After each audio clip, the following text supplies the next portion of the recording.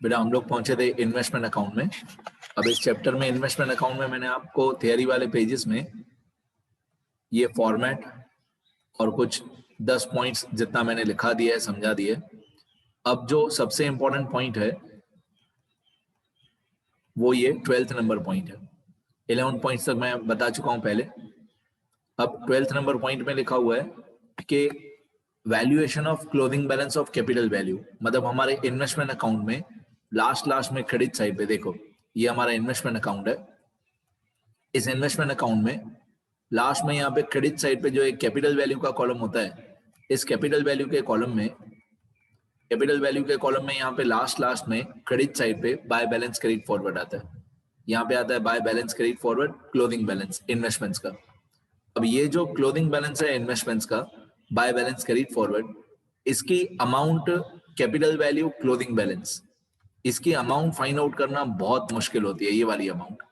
तो इस अमाउंट को फाइंड आउट करने के बहुत सारे रूल्स हैं, वो मैंने नीचे लिख के रखे हैं। ये 12th नंबर पॉइंट में मैंने लिख के रखा है valuation of closing balance of capital value. अब valuation of closing balance of capital value, इसमें सबसे पहले ये देखेंगे हम क्वेश्चन में कि मार्केट वैल्यू दिया हुआ है कि नहीं। अगर मार्केट वैल्यू नहीं दिया हुआ है तो अलग तरीका है, अगर मार्केट वैल्यू दिया हुआ है तो अलग तरीका है। बेसिक फंडामेंटल वही है हमारा 11th और 12th वाला कि कॉस्ट प्राइस और market value whichever is less या लोअर। तो क्लोजिंग बैलेंस जैसे हमारे फाइनल अकाउंट्स में होता है क्लोजिंग स्टॉक, जैसे हमारे फाइनल अकाउंट्स में होता है क्लोजिंग स्टॉक हमेशा छोटी वैल्यू पे लिखना चाहिए, कॉस्ट प्राइस और market value whichever is less। तो ये भी ऐसा ही है, जो भी छोटी वैल्यू हो वो हमको लिखना चाहिए। लेकिन अगर मार्केट वैल्यू दिया हुआ ही नहीं हो, अगर मार्केट वैल्यू दिया हुआ ही नहीं हो, उसके बाद आगे फीफो से भी कॉस्ट प्राइस आता है, लीफो से भी कॉस्ट प्राइस आता है। फीफो का फुल फॉर्म होता है फर्स्ट इन फर्स्ट आउट और लीफो का फुल फॉर्म होता है last in first out. FIFO मतलब first in first out, LIFO मतलब लास्ट इन फर्स्ट आउट। तो फीफो और लीफो से दोनों से कॉस्ट प्राइस ही आता है। तो अगर एग्जाम में आपको मार्केट वैल्यू भी नहीं दिया हुआ है, market value is not given, and if FIFO और LIFO method is not mentioned in the question, मतलब मार्केट वैल्यू भी नहीं बताया है, फीफो या लीफो मेथड करना है वो भी नहीं बताया है, तो आप फीफो मेथड से कॉस्ट प्राइस फाइंड आउट करोगे और वो क्लोजिंग बैलेंस में कैपिटल वैल्यू के कॉलम में लिखोगे। फीफो मेथड, कॉस्ट प्राइस, मतलब कॉस्ट प्राइस फाइंड आउट करने के दो मेथड होते हैं, एक फीफो एक लीफो। तो मार्केट वैल्यू भी नहीं दिया हो और फीफो लीफो भी नहीं बताया हो, कुछ नहीं बताया हो, तो आप लोगों को फीफो मेथड अप्लाई करना है और फीफो मेथड से जो भी कॉस्ट प्राइस आए वो आपको फीफो मेथड वाली कॉस्ट प्राइस आपको लिखनी है। अच्छा, अगर इफ फीफो और LIFO method is mentioned in the question, अब मार्केट वैल्यू नहीं बताया है लेकिन फीफो या लीफो बताया है, अगर फीफो लीफो बताया है तो जो मेथड क्वेश्चन में बोला हो, फीफो मेथड बोला हो तो फीफो मेथड अप्लाई करो, लीफो मेथड बोला हो तो लीफो मेथड अप्लाई करो, जो मेथड बोला हो क्वेश्चन में। तो ये दो टाइप्स हो गए जब मार्केट वैल्यू नहीं दिया हो। अगर मार्केट वैल्यू नहीं दिया हो, फीफो लीफो भी नहीं दिया हो, तो हम लोग अप्लाई करेंगे फीफो। दूसरी पॉइंट, मार्केट वैल्यू नहीं दिया हो, फीफो लीफो दिया हुआ हो, तो फीफो बोला हो तो फीफो अप्लाई करना, लीफो बोला हो तो लीफो अप्लाई करना। ठीक है। अब अगर मार्केट वैल्यू दिया हो तो क्या, अगर हम लोगों को क्वेश्चन में मार्केट वैल्यू दिया हो तो क्या, अब मार्केट वैल्यू के साथ आपको फीफो या लीफो नहीं बताया हुआ, मार्केट वैल्यू दिया हुआ है लेकिन इफ फीफो और LIFO method is not mentioned in the question, market value दिया हुआ है लेकिन फीफो लीफो नहीं बताया हुआ है, तो हम लोग क्या करेंगे, एक हम लोग फाइंड आउट करेंगे मार्केट वैल्यू, एक हम लोग फाइंड आउट करेंगे cost price bye FIFO method, फिर व्हिचएवर इज लेस। ठीक है, मैं फिर से बोलता हूं, अगर मार्केट वैल्यू नहीं दिया हो, सॉरी मार्केट वैल्यू दिया हो, मार्केट वैल्यू दिया हुआ है लेकिन फीफो लीफो बताया हुआ नहीं है, मार्केट वैल्यू दिया हुआ है फीफो लीफो बताया हुआ नहीं है, तो हम लोग क्या करेंगे, एक फाइंड आउट करेंगे मार्केट वैल्यू, एक फाइंड आउट करेंगे कॉस्ट प्राइस बाय फीफो, फिर दोनों में से जो छोटा हो, व्हिचएवर इज लेस। आगे लास्ट पॉइंट, अगर मार्केट वैल्यू गिवन हो, if market value is given, market value question में दिया हो और फीफो लीफो भी क्वेश्चन में बताया हुआ हो, मार्केट वैल्यू भी दिया हो और फीफो लीफो में से कोई एक मेथड बताया हो, तो हम लोग क्या करेंगे, हम लोग we should record cost price by method given और market value whichever is less. मतलब अगर फीफो मेथड बोला है तो फीफो और market value whichever is less, LIFO बोला है तो लीफो और market value whichever is less.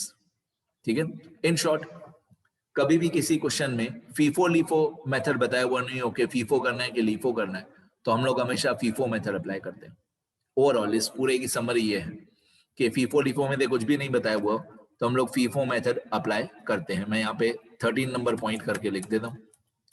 If FIFO और LIFO method is not mentioned, then we should apply FIFO method। और FIFO का फुल फॉर्म क्या होता है? FIFO का फुल फॉर्म होता है फर्स्ट इन फर्स्ट आउट। मैं इसकी पूरी मीनिंग बताता हूँ, first in first out. FIFO की पूरी meaning first in first out, full form. इसका मतलब क्या कि जो इन्वेस्टमेंट पहले खरीदी होगी वो पहले बेचेंगे। फर्स्ट इन फर्स्ट आउट मतलब जो इन्वेस्टमेंट हमने पहले खरीदी उसको पहले बेचेंगे। और इसका दूसरा पॉइंट होता है लीफो। लीफो का फुल फॉर्म क्या होता है?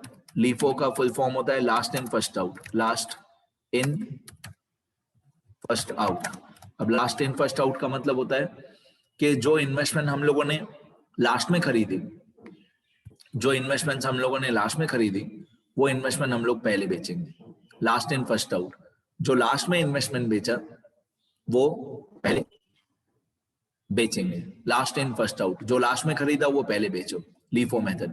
ठीक है, फीफो मतलब फर्स्ट इन फर्स्ट आउट और लीफो मतलब लास्ट इन फर्स्ट आउट। और एग्जाम में कभी भी फीफो या लीफो नहीं बताया हुआ है तो हम हमेशा फीफो मेथड ही अप्लाई करेंगे। दोनों में से कोई भी मेथड का नाम नहीं बताया हुआ तो हम फीफो अप्लाई करेंगे। तो ये पूरा उसी का ही समरी है। ये जो 4 पॉइंट्स लिखी हुई है 1 2 3 4, पहली बात मार्केट वैल्यू भी नहीं दिया, फीफो लीफो भी नहीं दिया तो हम लोग अप्लाई करेंगे फीफो मेथड। दूसरी पॉइंट मार्केट वैल्यू नहीं दिया हुआ है, सेकंड पॉइंट में मार्केट वैल्यू नहीं दिया हुआ है, फीफो लीफो दिया हुआ है तो फीफो बोला है तो फीफो मेथड, लीफो बोला है तो लीफो मेथड, जो क्वेश्चन में बोला हो वो।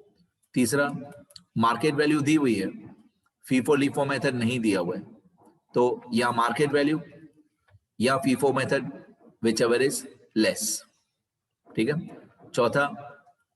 चौथी पॉइंट मार्केट वैल्यू दी हुई है, मार्केट वैल्यू दी हुई है, फीफो लीफो भी दिया हुआ है तो हम लोग क्या करेंगे, फीफो और market value whichever is less, या लीफो बोला हुआ है तो लीफो और market value whichever is less.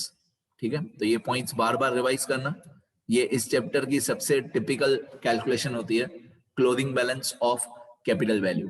Capital value column का क्लोजिंग बैलेंस कैसे निकालते हैं, तो ये पॉइंट्स बार बार रिवाइज करना बहुत इंपॉर्टेंट है। और 99.99% होता ही ये फर्स्ट वाला पॉइंट ही है। मार्केट वैल्यू भी नहीं दिया हुआ होता है, फीफो लीफो भी नहीं दिया होता है, 99% यही होता है फीफो मेथड। पर फिर भी as a rule, as a teacher मेरे को ये बताना चाहिए कि क्या क्या पॉसिबिलिटीज है। तो मैंने इस वीडियो लेक्चर में जहां से बताया एक बार सब लोग लिख लेंगे।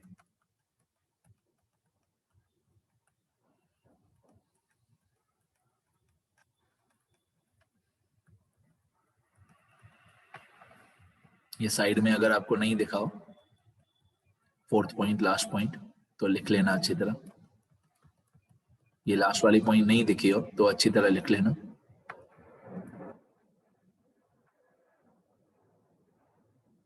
ठीक है, इतना लिख लेना अच्छी तरह। बाकी मैं नेक्स्ट वीडियो से मेरे हिसाब से सम्स स्टार्ट हो जाएंगे। इतना लिख लेना सब लोग।